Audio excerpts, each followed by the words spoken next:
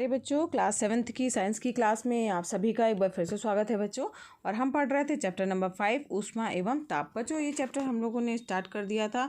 हमने ताप का मापन पढ़ लिया है, ऊष्मा का मापन और उसकी निर्भरता के बारे में भी हम जान चुके हैं। साथ ही ऊष्मा स्थानांतरण की विधियाँ जो हैं इसके जस्ट पहले की वीडियो क्लासेस में हम लोगों ने पढ़ी हैं। तो आज हमें पढ़ना है ऊष्मा के सुचालक तथा कुचालक के बारे में, और साथ ही जो है पदार्थ की अवस्था परिवर्तन के बारे में भी आज हम जानेंगे। तो अगर बच्चों आपने इसके पहले की वीडियो क्लासेस नहीं देखी हैं तो चैनल की प्लेलिस्ट में जाकर के क्लास 7th साइंस की प्लेलिस्ट है, उसमें जाकर के आप देख सकते हैं और चैप्टर समझ सकते हैं। साथ ही अपना पुराना छूटा हुआ अभ्यास वर्क भी कंप्लीट कर सकते हैं। तो चलिए बिना किसी देरी के बढ़ते हैं आगे की ओर, ऊष्मा के सुचालक तथा कुचालक के बारे में जानते हैं। तो ऊष्मा के सुचालक तथा कुचालक किसे कहा जाएगा कि कौन सी चीज़ें ऊष्मा का किन किन चीज़ों में ऊष्मा का संचरण होता है और किन किन चीज़ों में ऊष्मा का संचरण नहीं होता है। तो अगर हम लोहे या स्टील की छड़ के बारे में बात करें बच्चों, तो उसका सिरा जो है, अगर हम एक सिरे को गर्म कर रहे हैं तो उसका दूसरा सिरा भी गर्म हो जाता है ना। अगर यही चीज़ हम लकड़ी के डंडे में करें तो क्या होगा? क्या आपको एक सिरे को गर्म करेंगे तो दूसरा सिरा छूने पर गर्म प्रतीत होता है? नहीं होता ना। तो इसका मतलब क्या हुआ कि कुछ चीज़ों में तो ऊष्मा जो है वो संचरित हो रही है, लेकिन कुछ चीज़ों में ऊष्मा का संचरण नहीं हो रहा है। तो जिन पदार्थों से ऊष्मा का संचरण सुगमतापूर्वक होता है उन्हें ऊष्मा का सुचालक कहा जाता है। ठीक है बच्चों, जिन पदार्थों से ऊष्मा का संचरण सुगमतापूर्वक होता है उन्हें ऊष्मा का सुचालक कहते हैं। जैसे लोहा हो गया, एल्युमिनियम हो गया, तांबा हो गया, ये सब क्या है? ऊष्मा के सुचालक हैं। ठीक है, इसमें अगर एक जगह से गर्म किया हमने लोहे को तो वो पूरा जो है वो ऊष्मा संचरण हो जाएगा उस पूरे बर्तन में और वो हमें गर्म प्रतीत होगा। ठीक है, तो ये हो गया ऊष्मा का सुचालक, ऊष्मा के सुचालक चीज़ें। अब हम बात करते हैं कि कुचालक किसे कहेंगे। तो जिन पदार्थों में ऊष्मा का संचरण जो है वो सुगमता से नहीं होता है उन्हें क्या कहा जाता है बच्चों? उन्हें ऊष्मा का कुचालक कहते हैं। ठीक है, जैसे अगर हम बात करें लकड़ी की, कांच की, कागज़, ऊन, पोर्सलीन, वायु, इन सब में जो है ऊष्मा का संचरण नहीं होता है, इन्हें ऊष्मा का कुचालक कहा जाता है। आपने देखा भी होगा कि जो बर्तन होते हैं आपके जिसमें आप खाना पकाते हैं, उन सब बर्तनों में आपने देखा होगा कि लकड़ी का हैंडल लगा होता है, या तवे वगैरह में आपने देखा होगा। इसके अलावा बच्चों जो सॉसपेन होता है गर्म करते हैं जिसमें, उसमें भी अगर हैंडल लगा है तो उसमें जो है वो प्लास्टिक की चीज़ें जो है वो लगी होती हैं, ताकि जो है हैंडल जो है हम गर्म हैंडल जो है वो हम पकड़ें तो उससे हम जले ना। अगर उसकी कोटिंग होगी, उसका कवर लगा होगा लकड़ी का, अगर मान लीजिए कवर लगा तो उसमें ऊष्मा का संचरण तो हो नहीं रहा है, तो लकड़ी तक ऊष्मा नहीं पहुंच पाएगी और हम लकड़ी वाले स्थान से बर्तन को पकड़ के उठा सकते हैं, गर्म अगर बर्तन है तो आपको समझ में आ गया बच्चों ऊष्मा के सुचालक और कुचालक किसे कहा जाएगा।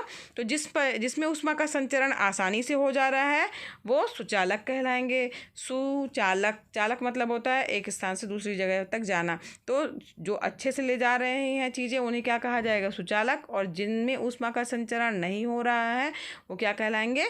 कुचालक कहलाएंगे। ठीक है, अब एक एक्सपेरिमेंट करते हैं बच्चों। जैसे इसके पहले वाले वीडियो क्लासेस में हम लोगों ने एक्सपेरिमेंट किया था जानने के लिए, जो की थी हमारी चालन विधि, तो किस तरीके से चालन हो रहा था ठोस चीज़ों में। तो उसी तरीके से हम एक एक्सपेरिमेंट करेंगे। तो इसमें आप देखिए यहाँ पर 2 स्टैंड लिए गए हैं और इसमें एक तरफ जो है वो कांच की छड़ लगाई गई है और दूसरी तरफ धातु की कोई छड़ लगा दी गई है। ठीक है, अब यहाँ पर दोनों छड़ों में जो है वो समान दूरी पर जो है वो क्या किया गया है? मोम की सहायता से पिनें लगा दी गई है। दिख रही हैं ये आपको? यहाँ पे भी पिनें दिख रही हैं और इस वाले में भी। कांच की छड़ में भी लगा दीजिए और धातु की छड़ में भी पिनें जो है वो मोम की सहायता से चिपका दीजिए। अब क्या कीजिए, बीच में स्प्रिट लैंप रखिए और जो है जो इसके स्वतंत्र सिरे हैं, जो कांच की छड़ का और धातु की छड़ का, उनको थोड़ा पास में, मतलब एकदम सटा के मत रखिए, अलग अलग दूर दूर करके बीच में आप स्प्रिट लैंप जला दीजिए, गर्म करिए।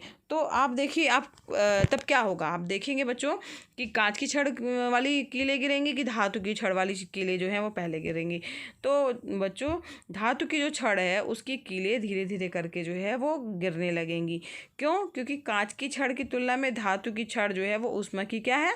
सुचालक है। तो ऊष्मा जल्दी से उस तक पहुँच जाएगी और जब छड़ गर्म होगी तो मोम पिघल जाएगी और मोम के पिघलते ही जो कीलें हैं जो मोम के कारण चिपकी हुई हैं वो नीचे गिर जाएंगी। ठीक है, अब हम बात करते हैं बच्चों सुचालक तथा कुचालक पदार्थों का दैनिक जीवन में उपयोग। तो इन चीज़ों का हम किस तरीके से, जो सुचालक पदार्थ हैं, कुचालक पदार्थ हैं, हम उनका दैनिक जीवन में कैसे उपयोग कर रहे हैं। तो हम हमेशा बच्चों अक्सर जो है हम इसका उपयोग जो है करते रहते हैं।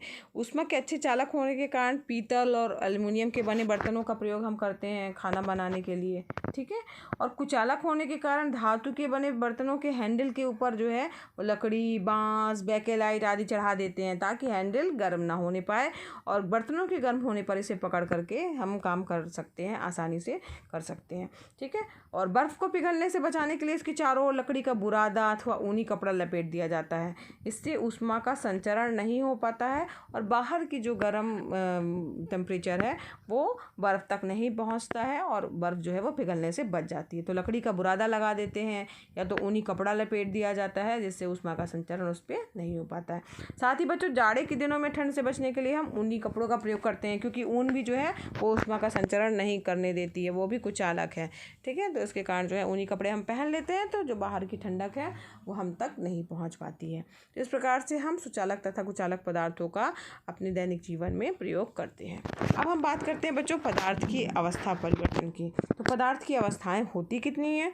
तो पदार्थ की बच्चों 3 अवस्थाएं होती हैं। आपने भी पढ़ा होगा, जानते होंगे कि किसी भी पदार्थ, कोई भी पदार्थ कितनी अवस्थाओं में पाया जा सकता है? 3 अवस्थाएं उसकी होती हैं, ठोस, द्रव और गैस, ठीक है। तो ये 3 अवस्थाएं होती हैं। यहाँ पर अब हम एक एक्सपेरिमेंट करेंगे। तो यहाँ पर जो है एक बीकर लीजिए, उसमें बर्फ़ के टुकड़े हमने डाल लिए, ठीक है। और उसको हमने क्या किया कि स्प्लिट लैम्प की सहायता से गर्म कर दिया। अब गर्म करेंगे तो क्या होगा?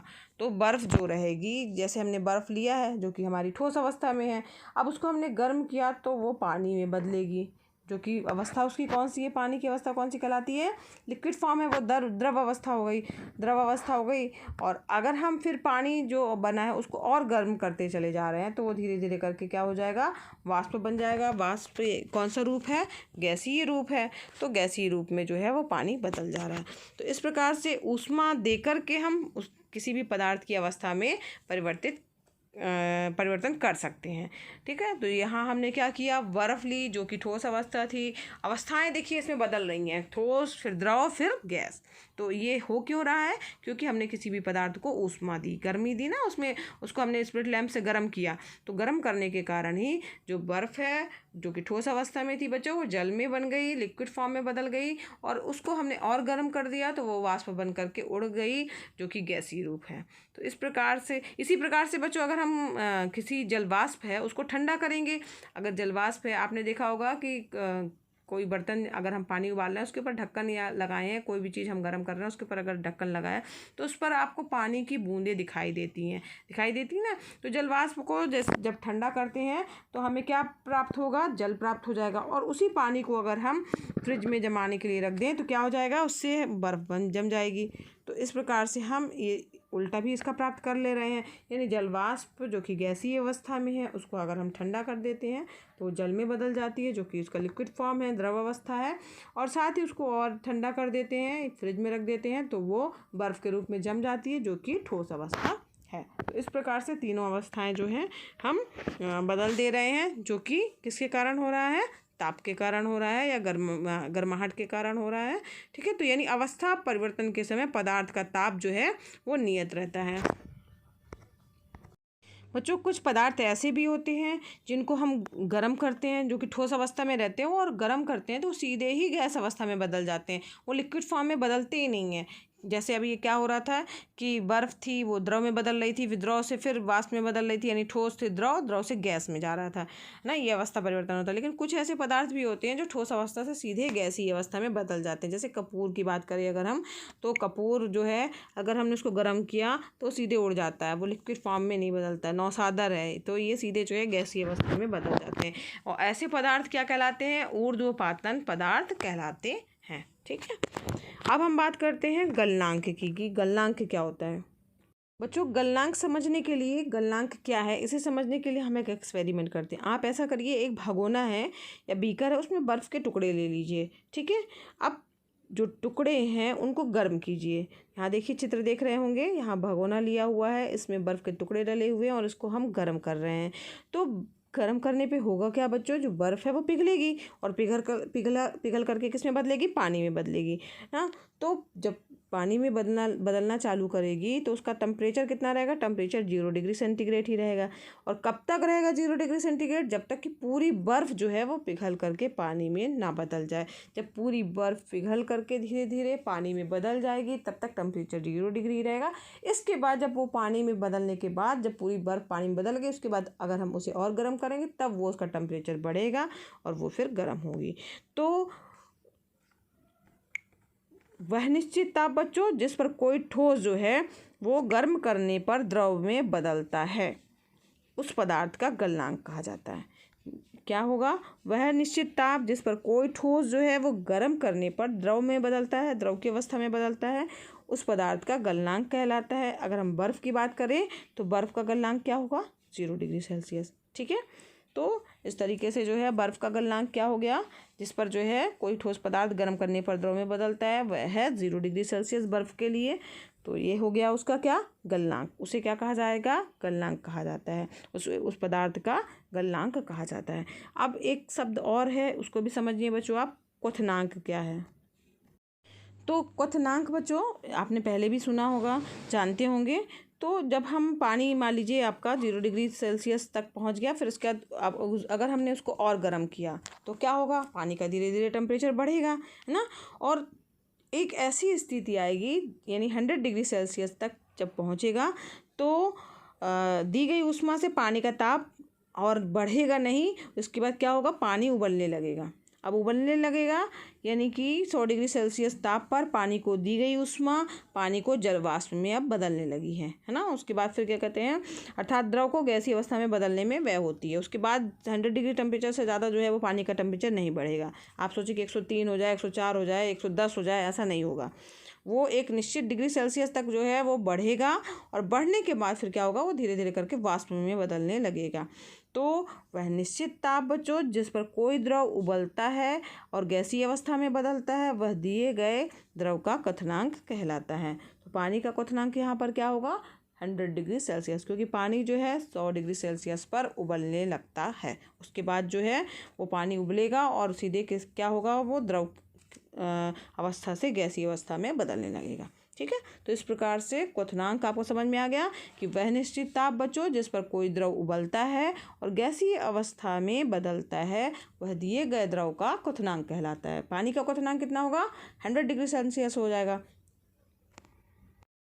तो बच्चों आज के लिए बस इतना ही, और इसके आगे का हम जो है वो नेक्स्ट वीडियो क्लास में पढ़ेंगे, जिसमें हम पढ़ेंगे ऊष्मा के प्रभाव के बारे में, ऊष्मीय प्रसार, ठोसों में ऊष्मीय प्रसार, और द्रवों में ऊष्मीय प्रसार के, और गैसों में ऊष्मीय प्रसार के बारे में जानेंगे। साथ ही दैनिक जीवन में ऊष्मा का क्या प्रभाव पड़ता है उसके बारे में भी हम नेक्स्ट वीडियो क्लास में पढ़ेंगे। आज के लिए बच्चों बस इतना ही। अगर वीडियो पसंद आ रहा हो, पढ़ाना पसंद आ रहा हो बच्चों, तो वीडियो को लाइक कीजिएगा। चैनल पर नए हैं बच्चों तो चैनल को सब्सक्राइब कीजिए, साथ ही बेल आइकन भी प्रेस कीजिएगा ताकि आपको नए वीडियो का नोटिफिकेशन मिलता रहे बच्चों। और ये वीडियो क्लासेस फ्री हैं तो आप भी लाभ लीजिए, अपने फ्रेंड्स को भी शेयर कीजिए ताकि वो भी इसका लाभ ले सकें। धन्यवाद बच्चों, मिलते हैं नेक्स्ट वीडियो क्लास में।